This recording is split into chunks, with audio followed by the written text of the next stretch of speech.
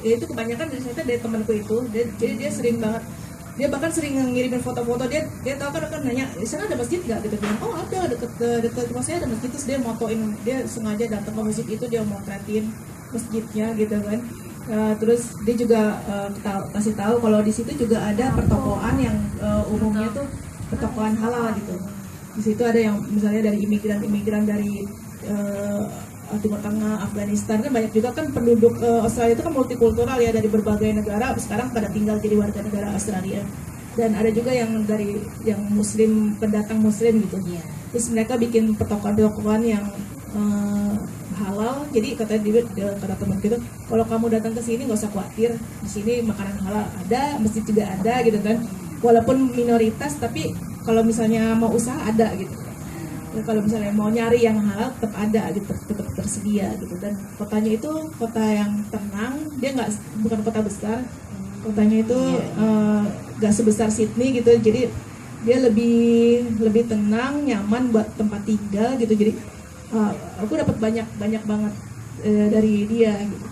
Jadi semua foto-foto dikasih tahu tempat-tempatnya. Kemudian aku sendiri juga riset juga, pakai Google Maps gitu, yang aku lihat dari atas gitu kan, suasananya seperti apa gitu, pantainya begini, terus perumahannya seperti ini. Jadi itu benar-benar menyelami seolah-olah benar-benar ada di Adelaide, menelusuri jalan-jalannya, tahu nama jalannya apa, terus dari sini ke sini jaraknya apa. Jadi risetnya emang sepanjang, lebih lama risetnya daripada proses nulisnya gitu.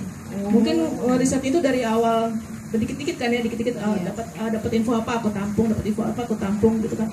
Jadi mungkin beberapa bulan gitu, tapi pas proses nulisnya itu cuma sebulan. 1 bulan. Iya. Kita membarui dong. Oke, tadi tentang Love in Adelaide ya. Terus nanti ada ceritanya yang kakak tirinya Aleska, namanya Zack. Favorit saya kan udah baca ya, ada favorit banget yang Zack ini. Dan ceritanya tuh untung dilanjutkan ke Love in Sydney loh. Jadi nggak jadi galau kan ya.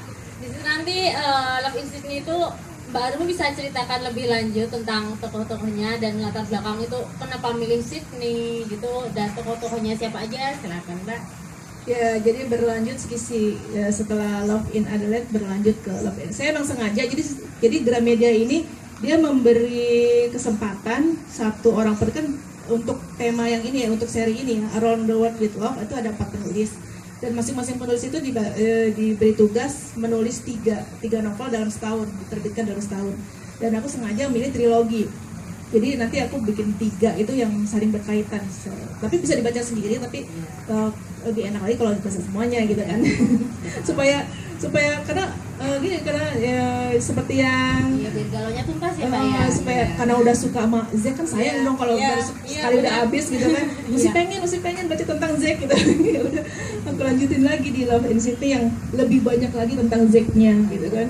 Terus permasalahannya juga lebih nambah lagi gitu, karena Sydney itu kota yang lebih besar daripada Adelaide. Masih kenapa milih Sydney karena masih di Australia, jadi nggak tahu jauh lah dari Adelaide. Jadi si Jack perginya nggak usah jauh-jauh, nggak usah pakai visa, tinggal pindah kota doang gitu. Tapi di situ lebih besar kotanya dan tantangannya lebih berat, dan dia di situ bertemu dengan gadis Indonesia yang misterius, yang aneh gitu. Dia gadis Indonesia ini kayak orang ketakutan gitu, dikit-dikit dia takut ketahuan orang. Jadi agak, kalau dipikir-pikir agak lagu juga gitu ya, maksudnya siapa lu gitu, takut banget dikenal orang gitu. Kan kalau Zack kan nggak tahu kan, ini orang aneh deh gitu, kenapa sih ini orang kok takut banget kalau ada yang kenal dia tuh dia ketakutan gitu, kayak pengen ngumpet gitu. Jadi dia ke si Maura ini, tapi bikin si Zack penasaran, walaupun si Zack ini jadi terlibat beberapa masalah, tapi dia penasaran sama si Maura itu kenapa sih sebenarnya, dia bagaimana gitu kan. Dan terus si Maura ini kembar, disitulah problemnya gitu kan. Kembar datang kembarannya Magali, dan Magali ini naksir Zack ya. Iya. Siapa yang nggak naksir Zack ya? Tambah saingan deh saya. Apa jenis naksir gitu kan? Bener deh, keren loh Zack tuh. Ya wis gimana ya, udah ganteng, baik. Yang paling keren itu mas, saya paling suka tuh pas ini dia kalau nembak cewek langsung lamar. Nah tuh. Itu jarang kan? Jarang kayak gitu. Habis itu ditolak lagi, bayangkan. Ditolak patah hati, ntar diulangin lagi, terus aja begitu.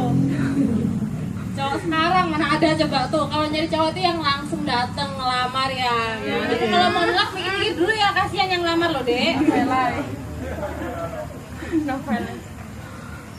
Dan ya tadi kita udah ngomongin tentang itu. Oh ya tadi Mbak Rumi bilang setelah ini nanti masih ada lanjutannya lagi ya Mbak ya, habis Zack ya. Saya juga ada bikin galau karena Magali nggak jadi dapat Zack, ya nggak pasti saingan berkurang, tapi Zack akhirnya sama si ya. Penasaran kan? Baca jelas bukan sama saya, bukan sama saya. Sayang sekali bukan sama saya akhirnya Zacknya. Tapi nanti ada lanjutannya juga, Love in Sydney ini nanti tentang saudara kembarnya Maura itu nanti judulnya bisa dibocorin sekarang Mbak? Boleh. Iya.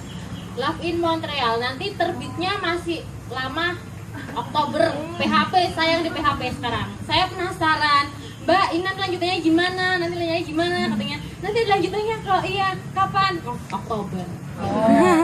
Saya menunggu dengan sabar, galau-galauan dulu ya Mbak ya. Tapi dari saya baca Love in Sydney sebagai pembaca, saya seneng banget tuh Mbak Rumi nyampaikan kesan-kesannya itu pas banget buat kita. Jadi bukan yang terlalu apa ya, nggak perlu pakai ayat-ayat yang kita mungkin nggak tahu juga kayak gitu, tapi dia menyampaikan dengan bahasa kita, jadi kayak diajak ngobrol. Dek, kamu kalau pacaran berduaan sama cowok itu nggak baik, nanti kalau ada apa-apa gimana, orang lihat juga nggak baik. Mbak Rumi ngajak kita ngobrol kayak gitu ke adik-adiknya tuh kan, udah enak banget kita dinasihatin. Coba dari buku ini diajak ngobrol, kalau ada masalah cerita, tuh udah keren banget. Tepuk tangan buat Mbak Rumi dong. Selain Love in Sydney, Love in Adelaide nih sebenarnya Mbak Rumi ada pesan-pesan khusus nggak sih kenapa ini nulis Love in Adelaide, Love in Sydney, dan pesan khususnya aja dari dua novel itu bisa sampaikan buat adik-adik? Pesan khususnya ya itu sih, bahwa kalau Aliska itu kan udah diingetin sama ibunya ya, walaupun dia di negara orang, kan ada pepatah yang bilang di mana bumi dipijak di situ langit dijunjung gitu kan. Jadi dia jangan terlalu parno juga gitu kan. Kok sih waktu awal dia ketemu Zack kan, Zack gitu banget sih, nggak sesuai sama harapan dia gitu kan. Dia berharap si Zack itu gimana, tapi kan dia harus tahu juga bahwa Indonesia beda sama Australia. Jadi ada beberapa hal yang harus dia toleransi, tapi ada juga beberapa hal yang memang selama itu nggak pengaruhi akidah dia sebagai muslim gitu ya, kita ikutin aja gitu. Tapi ada juga kalau sebagai muslim sendiri kan ada beberapa yang memang walaupun kita berada dimanapun harus tetap kita laksanakan gitu kan, aturan-aturan sebagai seorang muslim. Jadi ya gitu, jadi intinya adalah bahwa dimanapun mungkin seperti ini, kalau kita tinggal di Indonesia kita karena kita terbiasa jadi mayoritas gitu ya, maksudnya muslim kan banyak di sini ya, apa-apa gampang. Kalau kita bisa bengong aja gitu, misalnya udah tahu ada waktunya sholat, kita tinggal dengerin udah ada gitu. Tapi kan kalau di sana enggak gitu, kita harus ngecek, karena kan di sana tuh nggak boleh suara azan tuh nggak boleh diperdengarkan dengan keras. Jadi cuma secara di dalam masjid aja gitu, jadi nggak boleh pakai suara yang semua orang bisa dengar, nggak boleh gitu, karena memang aturannya begitu. Jadi itulah hal-hal kayak gitulah yang harus supaya membuka mata kita bahwa kita di sini mungkin jangan terlalu merasa kita mentang-mentang mayoritas terus belagu gitu ya, ibaratnya gitu. Tapi ketika kita berada di sana dan jadi minoritas, kita akan ngerasain bahwa ternyata kita yang harus bertoleransi gitu. Jadi di sini pun kita harus toleransi juga.